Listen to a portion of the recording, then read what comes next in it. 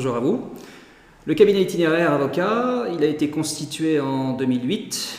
Il est aujourd'hui composé de 7 associés, d'une douzaine d'avocats collaborateurs, plus des assistantes, plus des stagiaires, élèves avocats ou autres que nous accueillons assez régulièrement, ce qui fait en gros une équipe d'un peu plus d'une vingtaine de 20 à 25 personnes, réparties sur plusieurs sites, avec des bureaux secondaires du côté d'Annecy, du côté de Valence, un site du côté de Narbonne.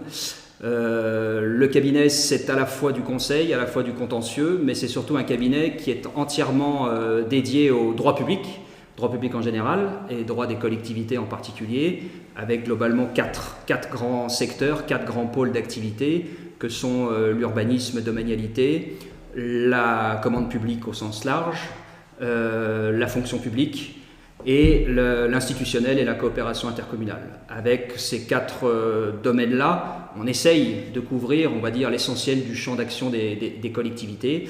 Mais donc, j'insiste bien, c'est un cabinet qui est entièrement dédié aux personnes morales de droit public, même si, par principe, nous travaillons aussi dans certains secteurs d'activité avec des prestataires de collectivités. Mais le cabinet lui-même, c'est 100% de droit public que nous pratiquons au quotidien.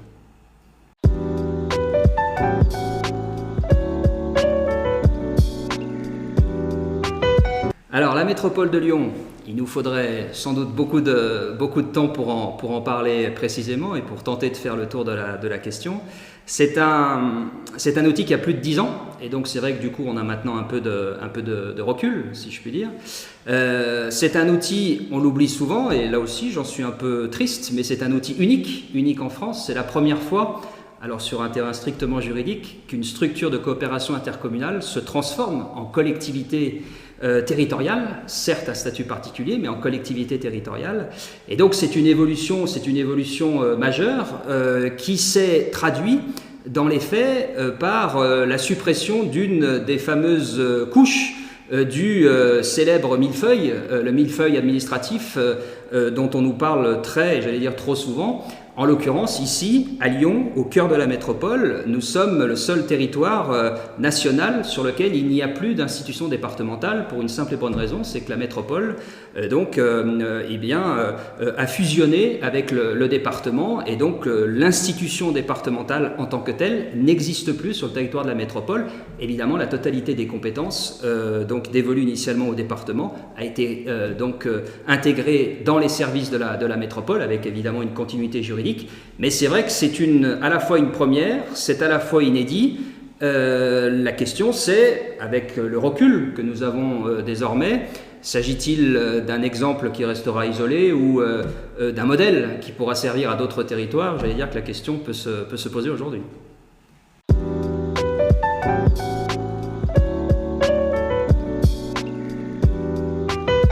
Alors, évidemment que dans un dossier de cette nature, il y a eu un certain nombre d'opportunités politiques qui ont fait que la métropole est née.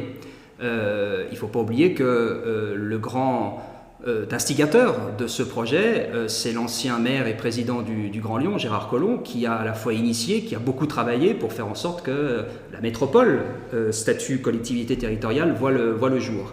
Et d'ailleurs, de ce point de vue-là, dans les débats parlementaires de la loi MAPAM en 2014, lorsque la métropole a été constituée, du fait notamment du travail de terrain qu'il a réalisé, c'est une disposition qui finalement n'a pas suscité beaucoup trop de débats. Pourquoi ? Parce que localement, elle avait finalement déjà eu l'accord des principaux acteurs, et notamment du président de l'époque du département du Rhône. Car ça n'est pas rien pour un département tel que l'était le département du Rhône.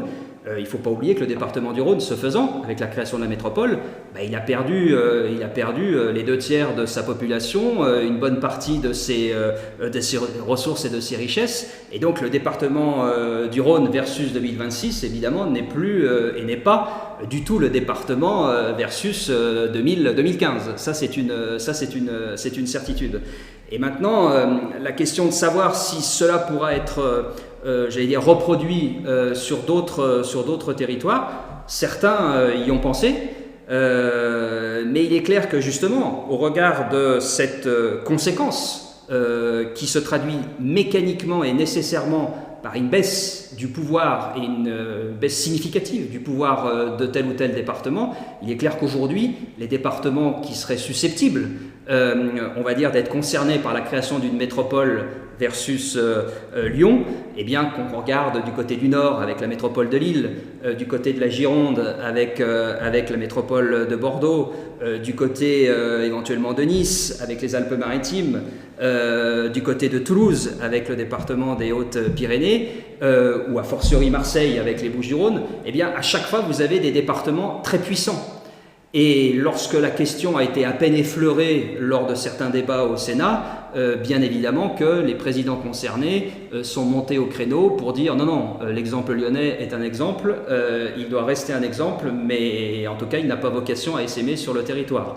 On verra ce qu'il en sera, mais il est clair qu'aujourd'hui, j'allais dire que la fenêtre de tir qu'il y a eu avant 2015 ici à Lyon, il n'est pas sûr qu'elle puisse se reproduire ailleurs sur d'autres territoires. Principalement, encore une fois, pour cette raison qu'il faut que le département y consente, et encore une fois, consente une baisse très significative de son pouvoir, de ses compétences et de ses ressources.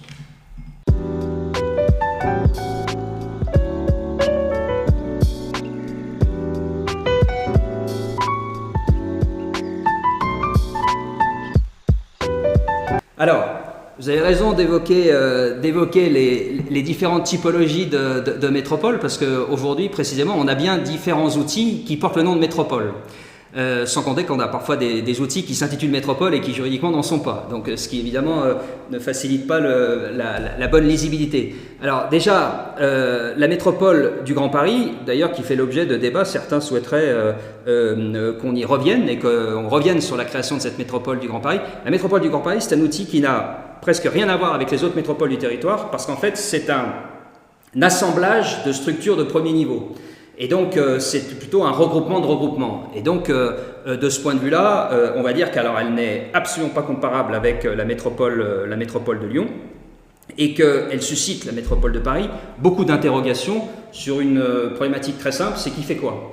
Qui fait quoi entre les communes du territoire concerné, les établissements publics qui composent la métropole de Paris et la métropole du Grand Paris. Et là, on a une articulation qui, même au niveau du texte de loi, est parfois difficile à appréhender. Et donc, elle est sujet, la métropole de Paris, eh bien, à de nombreux débats, y compris sur son existence et son utilité. On va dire que les autres métropoles du territoire, vous évoquiez Marseille, par exemple, d'autres, alors même si Marseille répond à quelques logiques différentes, mais les autres métropoles, hormis Paris, hormis Lyon, ce sont des métropoles à statut d'établissement public. Et donc, ça reste juridiquement des établissements publics de coopération intercommunale, EPCI, avec une logique qui est la logique du transfert de compétences, c'est-à-dire que les communes adhèrent à cette entité-là et les communes transfèrent donc un certain nombre de compétences à cet outil métropole. Alors que la métropole de Lyon, elle n'a plus ce statut-là, elle a acquis le statut de collectivité territoriale, ce qui veut dire d'ailleurs que d'un point de vue sémantique, mais également juridique, les communes du territoire métropolitain ne sont plus des communes membres de la métropole, mais des communes du territoire métropolitain, pour une simple et bonne raison, c'est qu'une collectivité ne peut pas adhérer juridiquement à une autre collectivité.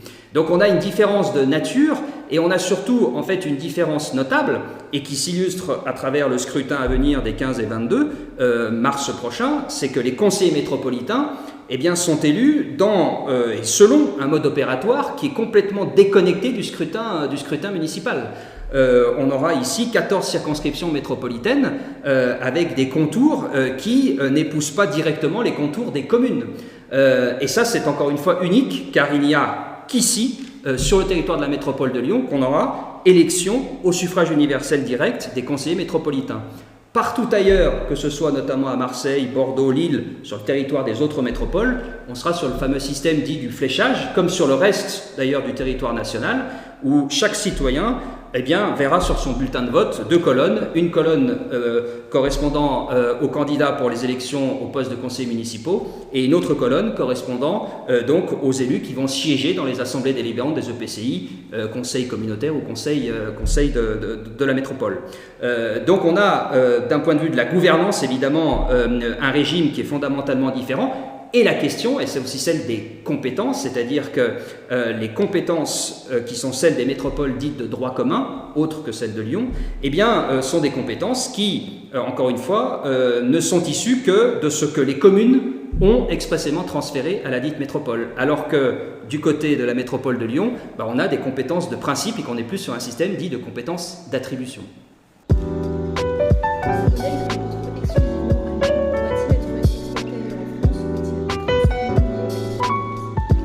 Alors, j'en disais quelques mots il y a quelques minutes, et du coup la question est celle, en définitive, de savoir si eh bien, la métropole de Lyon est un exemple ou un modèle à suivre. Et c'est vrai que la question fait débat, mais on peut dire qu'à chaque fois qu'elle s'est posée, le moins que l'on puisse dire, c'est que ça a plutôt suscité des réactions négatives, de réserve, parfois même de franche hostilité, tout simplement parce que les principaux départements concernés eh bien, n'envisagent pas précisément de se fondre, car il faut bien se fondre dans dans la métropole. Et finalement, le constat qui avait été fait ici à Lyon, c'est quoi? C'est que finalement, l'action du département, au quotidien, elle n'était plus identifiable par les citoyens, par les usagers. Il y avait déjà une problématique qui était une problématique réelle, c'est-à-dire que les citoyens, par ailleurs usagers d'un certain nombre de services, par ailleurs contribuables, eh bien, étaient incapables d'identifier ne serait-ce que l'architecture des cantons. Personne ne connaissait l'architecture des cantons au sein, notamment, du cœur de la métropole lyonnaise. Je ne suis d'ailleurs pas convaincu que dans le cœur des villes-centres des principales métropoles du territoire, on connaisse à la fois de manière extrêmement précise les contours donc des circonscriptions du département, comme les élus précisément en charge de ces circonscriptions. Mais ce qui est sûr, c'est que en fait, on a considéré que l'action du département n'était plus suffisamment identifiée et identifiable, et que finalement, on a considéré qu'à un moment donné, il était loisible de réunir dans un seul et même ensemble ce qui relevait du département et ce qui relevait à l'époque de la communauté urbaine et donc de la future métropole de Lyon. Les usagers en tant que tels des différents services, ils n'y ont rien vu. Pourquoi? Parce qu'on a un principe de continuité juridique. Là où vous aviez ici une maison du département, elle est devenue une maison de la métropole avec identité de service. L'ensemble des agents, c'est pour ça qu'on a fait une addition d'ailleurs en termes de moyens. On a additionné les moyens.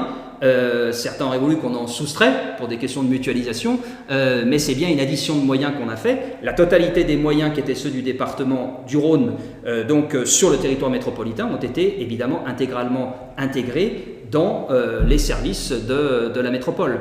Et donc c'est en cela que finalement on s'est sans doute aperçu, et me semble-t-il plutôt à bon escient, que finalement, sans forcément aller vers de la mutualisation et vers des économies d'échelle, mais qu'en tout cas ce que faisait le département au cœur de la métropole était certainement en capacité de pouvoir le faire. C'est le constat qu'avait fait Gérard Collomb au moment où il a travaillé sur cette question-là. Mais d'un point de vue institutionnel, la première des choses était de savoir si, juridiquement parlant, on pouvait imaginer sur le territoire ou sur une partie du territoire national qu'il n'y ait plus d'institution départementale. Et c'est la question à laquelle les juristes ont répondu, finalement, il n'y a pas d'interdiction expresse. Et donc, finalement, avec ce principe, s'il n'y a pas d'interdiction expresse, c'est que c'est sans doute juridiquement possible. Et c'est en cela que la métropole a pu être on va dire, à la fois pensée, imaginée, et s'est donc constituée donc, il y a maintenant plus d'une dizaine d'années.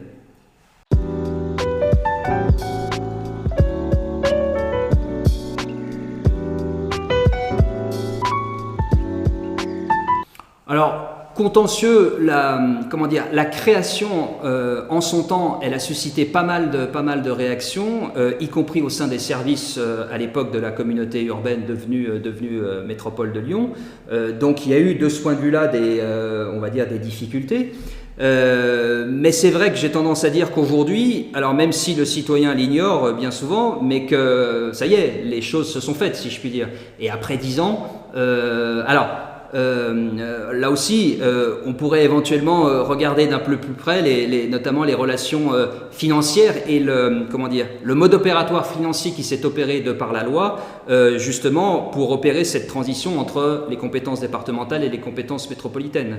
Il y a évidemment, et il y avait un certain nombre de dossiers sensibles qui relevaient de la compétence du département, qui ont mécaniquement et nécessairement basculé dans l'escarcelle de la métropole, qui évidemment ont pu susciter quelques difficultés, mais j'ai tendance à dire que voilà, maintenant l'outil est là, il est bien là, et j'allais dire qu'il est passé dans l'ordre normal des choses. Encore une fois, le regret qu'on peut avoir, c'est que le citoyen lui-même, il soit très éloigné de tout cela, alors qu'encore une fois, la métropole gère, j'allais dire, tout simplement son quotidien.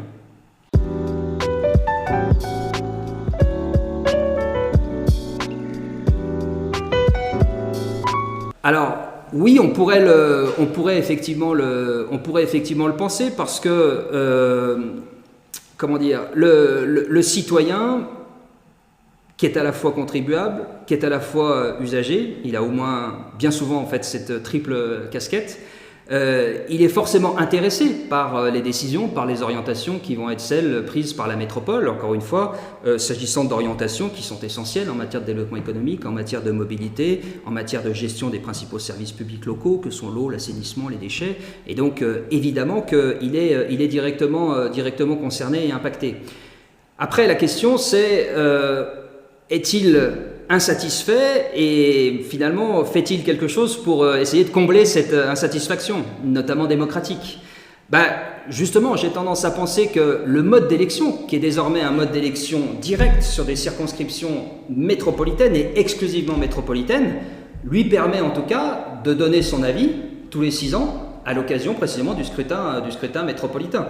Il va le faire dans maintenant moins d'une quinzaine de jours. En tout cas, il a l'occasion par son bulletin de vote d'exprimer une orientation, un souhait, des volontés. Et c'est vrai qu'il ne pourra pas dire qu'il n'avait pas l'occasion de le faire. Après, sur la répartition des compétences telles qu'on l'évoquait il y a quelques minutes, c'est vrai que la question est celle de savoir s'il cherche bien l'info et s'il est volontaire pour avoir l'information. La question qu'on peut aussi se poser, c'est est-ce que les dirigeants en donnent suffisamment d'informations et au bon endroit? Ce qu'il faut, c'est qu'à un moment donné, j'allais dire, les deux se rencontrent entre les dirigeants et les citoyens. En tout cas, avec le mode de scrutin tel qu'il existe sur Lyon, je dirais que le citoyen, il a encore plus l'occasion que sur le reste du territoire. Sur le reste du territoire, on lui impose une liste, c'est-à-dire qu'en fait, en votant pour telle ou telle liste de candidats aux élections municipales, mécaniquement, il ne fait aucun choix car ce choix lui est imposé, c'est-à-dire il a en face une liste pour les postes de conseiller métropolitain ou conseiller communautaire.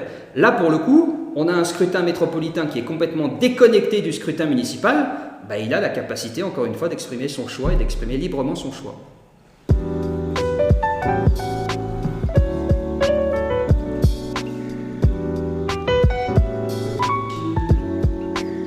Ça, c'est toute la difficulté entre finalement le droit et le fait. J'allais dire, juridiquement parlant, on a un système qui est ce qu'il est et qui est... alors, j'allais dire qu'il est évidemment perfectible, comme tout système, mais comme je le disais, il a le mérite d'exister et d'organiser les choses. On a maintenant un système qui est, me semble-t-il, plutôt bien conçu. On a une métropole avec des compétences, on le disait, très significatives. La question en fait qui se pose, c'est celle du devenir du cadre communal, c'est-à-dire qu'aujourd'hui, quand vous êtes une commune du territoire métropolitain, en l'occurrence de la métropole de Lyon, eh bien, il vous reste certes un certain nombre de compétences, car des compétences sont encore partagées, mais c'est vrai que c'est peut-être l'évolution de ce cadre-là, ou en tout cas la place de la commune au sein d'un ensemble de cette nature qui maintenant est posée. Ce qui est certain, c'est que l'un des objectifs, me semble-t-il, majeurs, et peut-être une des difficultés qui peut être celle de la métropole, c'est comment dans un ensemble très vaste, eh bien, la métropole parvient-elle à assurer, j'allais dire, au plus près du citoyen, l'exercice de ses compétences. C'est la fameuse question de la distance entre finalement ceux qui décident et ceux qui vont j'allais dire, sur le terrain, finalement, subir ou en tout cas, j'allais dire, mettre en œuvre les décisions prises dans le cadre métropolitain. Et donc, c'est vrai que c'est l'adaptation, et c'est vrai que, évidemment, que la métropole, selon que vous êtes ici au cœur de la ville de Lyon ou en périphérie, sur le territoire de Cailloux-sur-Fontaine ou d'une autre entité dans les Monts d'Or, que sais-je encore, eh bien, c'est vrai que la manière d'exercer la compétence n'est évidemment pas la même, tout simplement parce que les besoins des citoyens, des usagers, des contribuables ne sont pas du tout les mêmes. Et donc la difficulté pour un outil tel que la métropole, c'est de savoir s'adapter et de savoir s'adapter au plus près, j'allais dire, du territoire. Et ça, c'est l'enjeu, semble-t-il, des prochaines années. Et ce qui est intéressant, pour faire le lien entre le fait et le droit, c'est que précisément en droit, il existe dans la loi un certain nombre d'outils. Je pense notamment à ce qu'on appelle les conventions de gestion qui permettent précisément à la métropole, en liaison avec telle ou telle commune, tout cela est un système conventionnel, personne n'impose quoi que ce soit à l'autre entité, eh bien d'assurer l'exercice d'une compétence au nom et pour le compte de l'entité qui est compétente, en l'occurrence la métropole. Et donc on a parfois justement des outils de cette nature qui sont mis en œuvre et qui permettent, si je puis dire, d'adapter au plus près du citoyen les compétences qui sont celles de la métropole. Et donc je ne suis pas convaincu qu'aujourd'hui il faille nécessairement apporter des modifications au dispositif légal ou réglementaire. En revanche, ce que je souhaiterais, mais je le dis et je le répète souvent, c'est que précisément le citoyen soit plus au fait de ces questions, mais je pense que c'est aussi, et au moins autant, une démarche volontaire de sa part qu'une démarche venant des autorités et de ceux qui sont aujourd'hui en place dans les instances métropolitaines.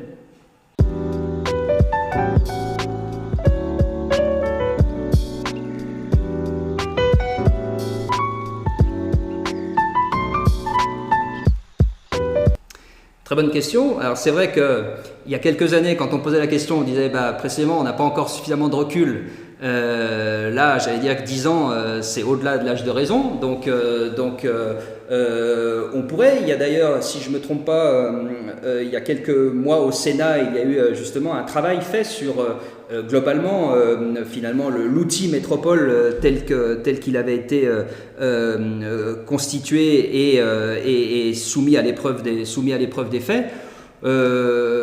Encore une fois, je pense que la métropole, elle a procédé à une nécessaire rationalisation des moyens sur une échelle qui est la sienne. Et de ce point de vue-là, c'est, me semble-t-il, un effort salutaire qu'il faut, encore une fois, reconnaître. Et c'est une certitude.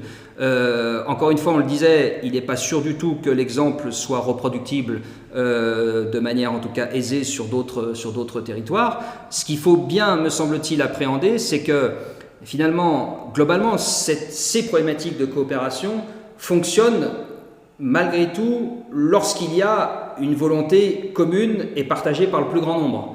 Même s'il y a parfois des bémols, je prends souvent l'exemple de la communauté urbaine de Marseille, où au moment où précisément la loi a souhaité instaurer l'outil métropole tel qu'il existe aujourd'hui, j'allais dire le projet faisait à peu près l'unanimité contre lui, avec 90% des maires des communes concernées qui étaient opposés.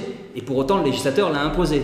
Et donc ça veut dire qu'à un moment donné, le législateur, il est là justement pour finalement parer à un obstacle quasi insurmontable, c'est-à-dire attendre que tout le monde se mette d'accord. Et déjà, du côté de Marseille, mettre d'accord la ville d'Aix et la ville de Marseille, c'est évidemment compliqué. Pour autant, les deux entités, elles sont dans le même bateau aujourd'hui.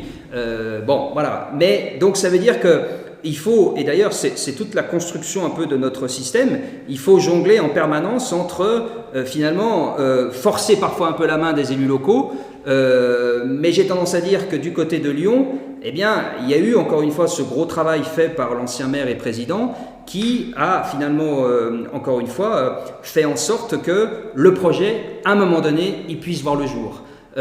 Et encore une fois, il a vu le jour d'un point de vue en tout cas juridique, de manière assez facile, entre guillemets, parce que c'est une disposition, encore une fois, dans la loi, qui, au niveau du débat parlementaire, a suscité assez peu de en tout cas, de réserves ou même de réticences. Donc voilà, aujourd'hui, l'expérience est faite que c'est possible. Et la question qui se posait il y a plus de 10 ans, c'était est-ce que c'est bien possible? Aujourd'hui, on a au moins déjà la réponse. D'un point de vue juridique, c'est possible. Après, j'ai tendance à dire que là, il faudra peut-être aussi encore un peu de temps pour finalement savoir si, sur d'autres critères que le seul critère juridique, finalement, l'outil, il a finalement répondu à toutes les attentes. Je l'évoquais tout à l'heure, sur le fait notamment de mutualiser un certain nombre de moyens. Il n'est pas sûr qu'effectivement on soit forcément au rendez-vous parce qu'encore une fois, on n'a pas tant mutualisé, mais on a surtout additionné les moyens, c'est-à-dire que les moyens du département sont devenus ceux de la métropole. Bon, voilà, mais pour autant, de toute évidence, on a encore une fois, et j'y reviens, supprimé une couche du millefeuille qu'on nous dit ou qu'on nous présente trop souvent comme étant indigeste. Bon, là au moins il y a déjà une couche en moins, et de ce point de vue-là, encore une fois, le territoire ici a fait un effort que d'autres pourraient faire.